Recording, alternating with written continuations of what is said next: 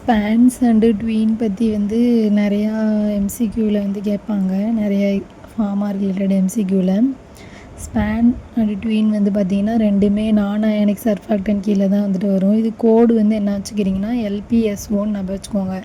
L for laurate, P for palmitate, S for stearate and O for oleate. இப்போ வந்து எல்லுக்கு 20, பிக்கு 40, எஸ்ஸுக்கு 60, ஓக்கு 18 ஞாபகம் வச்சுக்கிட்டிங்கன்னா போதும்.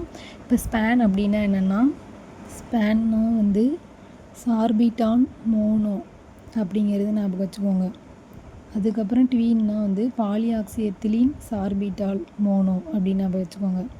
இப்போ வந்து sorbitan mono laurate for Span 20, sorbitan mono palmitate for Span 40, sorbitan mono stearate for Span 60, sorbitan mono oleate for Span 80.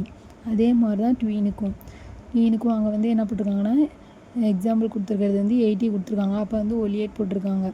அப்போ வந்து 20 கொடுத்தாங்கன்னா லாரேட் போட்டிருப்பாங்க. அப்போ வந்து ட்வீன் 20 அப்படின்னு கேட்டிருந்தாங்கன்னா பாலியாக்சி எத்திலீன் சார்பிட்டான் மோனோ லாரேட் அப்படின்னு வந்துட்டு எழுதணும். அதனால் இந்த LPSO அப்படிங்கிற கோடை வந்து நல்லா ஞாபகம் வச்சுக்கிட்டிங்கன்னா நீங்கள் வந்து இதை ஈஸியாக எழுதிடலாம். அப்படியே ஸ்பேன்னா சார்பிட்டான் மோனோ, ட்வீன்னா வந்து பாலியாக்சி எத்திலீன் சார்பிட்டான் மோனோ.